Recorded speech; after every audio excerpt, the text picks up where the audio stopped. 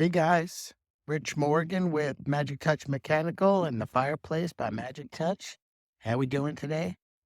Out here walking the dog. It's the end of March. Out here in Phoenix, Arizona. If you're familiar, this is about the last time that we're going to have the opportunity to walk the dogs without special booties because it'll burn their paws. The asphalt gets so hot here. But anyway, thought I would do a quick video about the new refrigerants. We're getting a lot of questions about them. I wanted to give you just the raw facts because I see a lot of misinformation out there already. People saying that this refrigerant's better than that refrigerant because it's the brand, the refrigerant used in the brand they sell or what have you.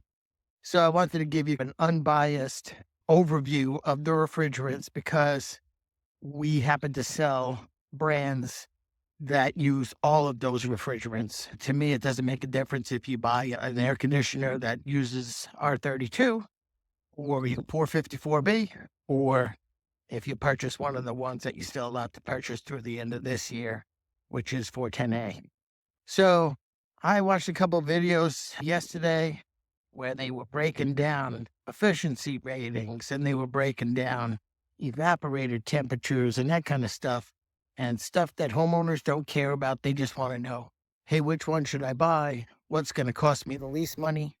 What's going to be dependable for me, et cetera, et cetera. So first off, let's get the three out of the way, if you will. So for years now, since the transition from R22, we have been using R-410A. And R-410A has been the standard amongst every manufacturer since that transition. I will say in that transition, the industry itself was a lot more prepared than it seems they are today. We had years and years to prepare for that transition. And so, I mean, there's still R22 systems out there, which is crazy to me, but mostly in commercial applications at this point. So we all got 410A nowadays. For the most part, unless you have a very old air conditioner or heat pump, your system is R-410A. Good, bad, hate it, love it. That's what we've been using. So because of what's known as a high GWP, a high global warming potential, the EPA has stated that manufacturers had to switch to these new refrigerants. But this go around, instead of the industry choosing one refrigerant, had their choice and really boiled down to two refrigerants, which are R-454B and R-32. I would say that the majority of manufacturers, probably 90% of them, are going with 454B. But the largest manufacturer, which is Daikin, who owns Goodman and Amana, they're going with the 32. And when I say going with, they've already gone with. Manufacturers, since the beginning of the year, have not been allowed to manufacture any more equipment with 410A in it. They are allowed to sell off the 410A systems that they built before the end of the year through the end of this year. That has the potential of being extended. It remains to be seen, but then they're allowed to manufacture the components, etc. The refrigerant itself, the real final phase down doesn't begin until 2036. So based on COVID quality equipment that we've seen coming out for years now, we don't have to worry about it, right? Equipment doesn't last 25, 30 years anymore. It lasts 10, 12, 15 years, and you're replacing that equipment anyway. So if you're just bought an R-410A system, or you're about to choose a system, you're still good with going with 410A, in my opinion. I would still buy a 410A system myself. In fact, I just put it, my home has 3 systems. 2 of them are 5 years old now. I have 2 of the most efficient air conditioners you could buy at the time, which were our Lennox XC25s. And more recently, I put a Gree Douglas system in my home, and I had the opportunity to buy one of the new refrigerants, and I decided to stick with 410A. And there are some issues with the new refrigerants. So let's talk about a couple of them. First off, R-454B, which is, like I said, what most of the manufacturers are going with. 90% of them are going with it. Hey, come on, buddy. Sorry, guys, I got this dog with me poking around. We're in Arizona. Got to make sure he don't poke his nose in a rattlesnake hole or something. I live out by the mountains, and we got lots of creatures out here and everything, so I got to pay attention to that too. All right, I digress. So we were talking about R-454B. Right now, there are production issues, like major production issues where, like, the word on the street for HVAC companies is buy it when you can get it. Why does that matter to you? Let's say you buy a new R-454 system and there's a problem with it. Let's say you have a coil leak or something like that. Now we got an issue, right? If there's no refrigerant to be had, now you're sitting waiting on refrigerant, which is not something that we used to have to deal with back in the day. On top of that, R-454 is what's known as a refrigerant blend. So there is no quote unquote topping it off with that. If refrigerant needs to be added, the entire system needs to be reclaimed, basically back to flat, back to zero, if you will, and recharged to the factory specifications. So that is a disadvantage of R-454, but we've been used to that with blended refrigerants for years now. Versus R-32, which was like R-22, was not a blended refrigerant. When you choose an R-32 system, say something that Goodman or Amana or Daikin are putting out, now all of a sudden you don't have to work. You can top off again. So that's a little bit of a pro for R-32. I've seen a bunch of talk about from companies. Let's take an Amana dealer, right? So we sell Amana product, we sell Goodman product, we sell Daikin product. We also sell a bunch of the other brands that are using R-454.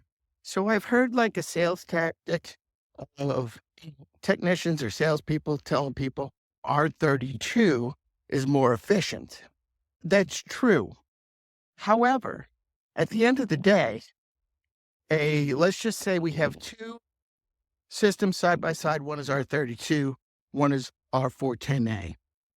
And they are both rated by a third-party organization called HRI.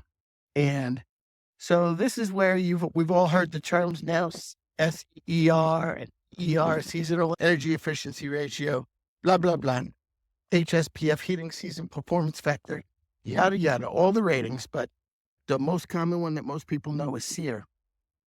A 16 SEER, let's face it, hey, they're almost always like the higher end of more than 16 SEER now. But so let's say a 20 SEER rated R-454 system has the same efficiency as a 20 SEER R-32 system. So the fact that the refrigerants, one is more efficient than the other, at the end of the day, what really matters is what's the rating of the entire split system? Because 20 SEER is 20 SEER no matter what refrigerant it uses. Well, that was the garbage truck. Sorry about that. If you didn't hear me, 20 SEER is 20 SEER regardless of what refrigerant is in it. I'm going to kind of sum this up so it doesn't turn into a 1-hour video. I know I'm going to have to do more videos on this subject because people are asking, our customers are asking. I know people are doing the research. But take it from somebody that has been in this industry. I've been working in the industry for over 30 years. I think I'm on my 37th year in HVAC. I've been through the refrigerant changes. I was installing and repairing equipment before we had SEER ratings. That just goes to show how old I am and why I'm panting walking down the street. At the end of the day, though, here's what you need to know as a consumer, as a homeowner. That is, it still boils down to who installs that equipment, making sure the equipment is installed properly and the proper guidelines are used. And it's not really going to matter to you. It's not going to impact you if that system has R-32, R-454. Yeah, today, R-54 is slightly more expensive than R-32, and it can't be found. I shouldn't say that. It can be found. It's just we're dealing with shortage issues already, production issues and that kind of thing. But both of them are more expensive than 410A. And 410A will be available for a long time. Yes, the price will increase, just like it has with just like the refrigerants before it. But what's not increasing now, right? We're buying eggs at $10 a dozen, $12 a dozen sometimes. I used to have a saying, the price of eggs is the price of eggs. And then, ironically, that one really hits home nowadays. But anyway, again, I digress. The most important thing for you to consider when you're looking at a new system and when it comes to refrigerants is, what I would say is try to find a company like us that if you're not in if you're in the Phoenix area, call Magic Touch Mechanical, right? Because we sell systems with both of them. We sell multiple brands and they have their positives and negatives, and we'll stack them side by side. If you look at our other reviews, you see I do a very unbiased review of every brand. And the reason being, I'm selling Magic Touch. I'm not selling Train or Ream or whoever. At the end of the day, what it really boils down to is, who's installing that thing? And is it being installed properly? Because if it's being installed properly, again, that company is also going to take care of you at the end of the day. Worry more about the company that's installing it than the brand you choose, than the refrigerant it has in it. I've said this for years and years. You could choose the top of the line, most efficient system there is out there and have it installed shitty by a bad company with untrained installers, and you're not going to get the performance that you're supposed to get out of it anyway. Or you could get the most inexpensive unit on the market. Come on, buddy. You can get the most inexpensive unit on the market with that's installed properly and have a much better experience than the other way around. So anyway, do me a favor. Go ahead and subscribe to us. Check out our other videos. I do a lot of how-tos and product reviews and all that stuff. I'm going to do more on this subject. And the most important thing to know in this video, like I said, don't sweat the refrigerant stuff. Find the right company, and they're going to guide you and advise you properly. If you're outside of the Phoenix area and you're not able to use Magic Touch, I feel bad for you. No, seriously. Spend more time studying and doing research on the company that you're going to hire to install it than on all the other crap that's involved. Let that company worry about it. We've been training and buying tools and all this stuff for these refrigerants for so long now, long before we had to, so we were ready for it. And so find a company like us that's technicians are well-trained, that has the right tools, and they're going to guide you properly. All right? Hey, thanks for watching. I'm Rich with Magic Touch Mechanical. We're based in Mesa, Arizona. If you ever need HVAC or fireplaces, we own a fireplace company too. The Fireplace by Magic Touch. Our websites are, the air conditioning side is airconditioningarizona.com. And for the fireplaces, it's thefireplaceaz.com. Like I said, do me a favor, subscribe, give me a like. I appreciate you. All right, have a good one, everyone.